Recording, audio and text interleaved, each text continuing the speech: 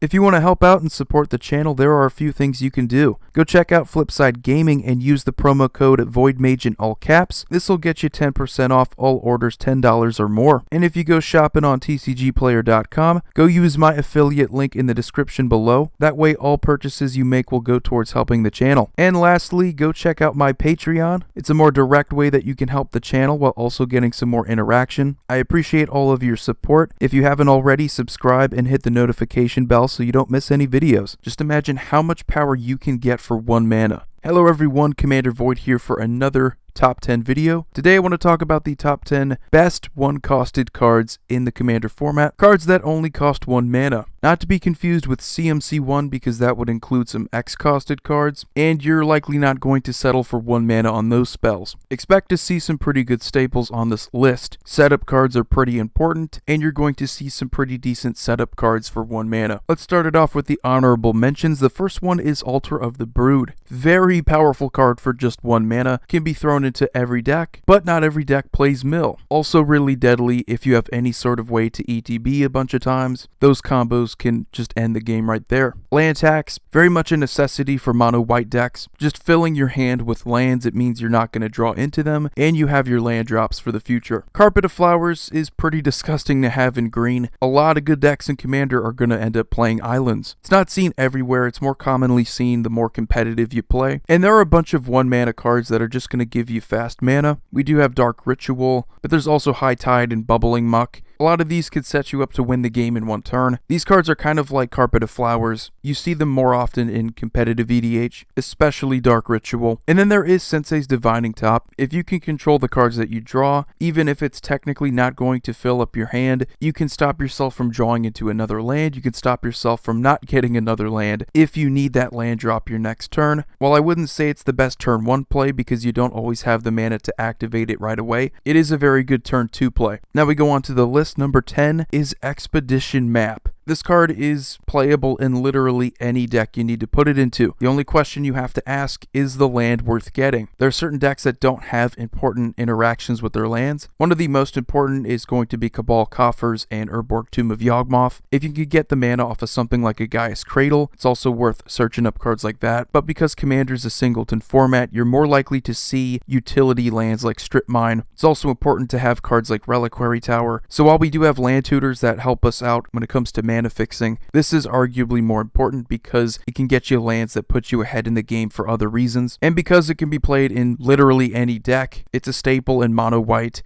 If your deck has a deficiency in lands, land ramp, tutors, Expedition Map I think is a must-have. And then number 9 is Swansong. Now there are some other counter spells. There's Dispel if you only are worried about instants. There's Pyroblast if you really want to stop blue counter spells. To me, Swansong is really the best 1 mana counter spell. Just ignore the fact that you give them a bird token, that really doesn't matter. The goal here is to stop whatever your opponents are doing for 1 mana. This can stop instants, this can stop sorceries, this can stop enchantments. You pretty much cover 3 different card types, and whether it's casual EDH or competitive EDH, this is a valuable counterspell to have. Again, it's not going to counter everything, you still have to worry about planeswalkers and artifacts, but a 1 mana counterspell is incredibly efficient, especially considering a lot of counterspells now are going to be 3 mana, and even more expensive just to counter a spell. Number 8 is Mystic Remora. If you like Rhystic Study, you're probably going to like this card. Kind of a theme you're going to notice is that once you hit 1 mana, you're going to be a bit more competitive. The faster you can end up doing something in Commander, that usually ends up being the case. Mystic Remora rewards you whenever an opponent plays a non-creature spell, because in order to stop you from drawing a card, they're going to have to pay 4 mana, which is ridiculous because Rhystic Study only forces you to pay 1 mana to stop the card draw. And yes, this only triggers for non-creature spells, but that's pretty much the majority of spells in the game. You do have the cumulative upkeep, which makes it a little bit harder to play. It's not like you're going to play this turn 1 because you're going to end up paying more mana earlier and you're just not going to get as much card draw off of it. You're better off waiting for turn 3 or 4 when your opponents are going to start playing spells more often. Number 7 is Reanimate. Now, recovery is very important in the game, but here we have another example of just getting your mana's worth. You can get any creature from any graveyard, bring it back to your battlefield. You do end up losing life. That is the benefit benefit of playing black in Commander is that the life loss usually isn't enough to derail you. I mean, you have to compare the willingness to pay a certain amount of mana to get a creature back from the graveyard. There are a lot of people that'll pay 5 mana for a Phyrexian Delver or a Karmic Guide, and those only bring creatures back from your graveyard. It's easy to consider a spell powerful just by looking at other spells that do similar things. And clearly with Reanimate, to do a similar thing, you're going to be spending a lot more mana most of the time. Number 6 is Brainstorm. Now, there are a bunch of 1-mana cantrips in blue, but few can be as manipulated to the degree that you can manipulate a Brainstorm.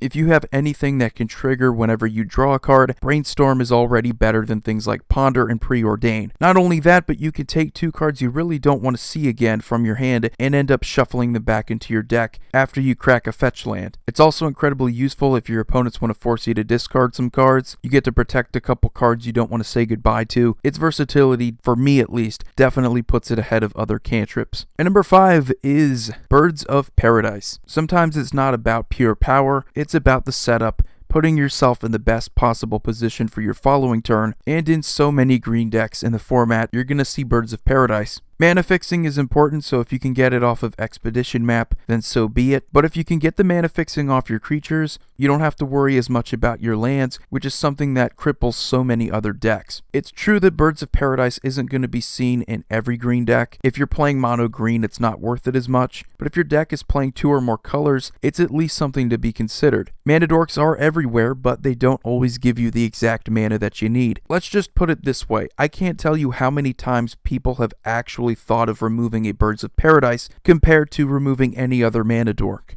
Number 4 is Swords to Plowshares. And here we have another example of getting your mana's worth. Arguably the best removal is exile removal. You're paying 1 white mana to exile a creature. Ignore the life gain, it's almost never relevant. If your opponent's paid 7 mana for a creature like Shuldred, you're getting rid of it for just 1 mana. There's a reason why kill spells are becoming more and more expensive. It is just plain unfair to pay this little mana to get rid of a big problem. And yeah, I'm going to shout out Path to Exile. It is a very close second, but giving life is not as big of a deal as giving a land. And number 3 is Skull Clamp.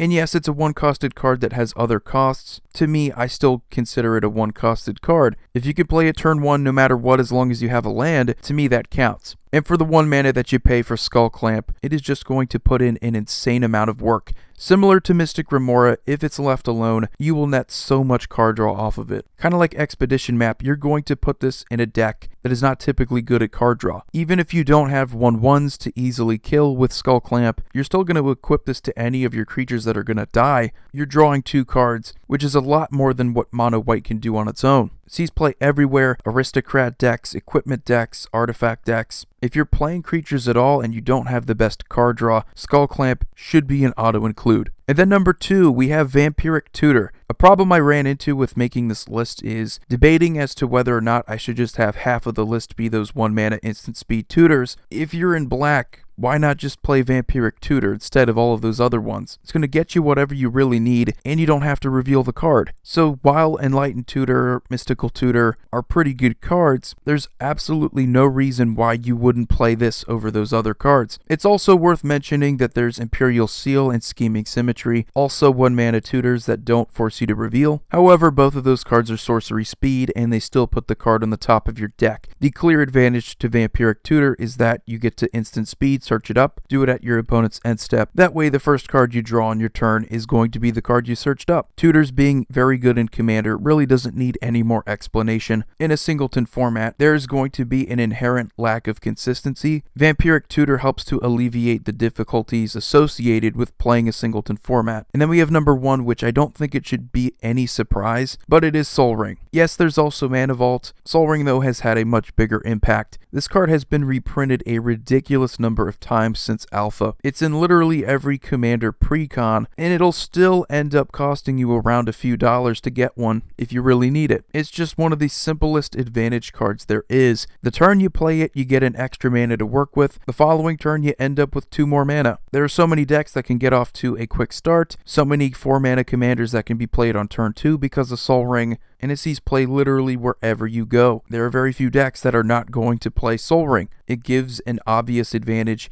to literally every deck. But anyway guys, that's going to do it for this video. Let me know what you think of the best one-costed cards in Commander. You all have a wonderful day. Void here signing off. See you all next video. Just wanted to say thanks to the patrons who are supporting me on patreon.com. Go check it out. There are different tiers with their own rewards. One of them is having your name in the credits of my videos. I know it's not much, but it's something that I can do to show my appreciation. Thanks again, and have a good day.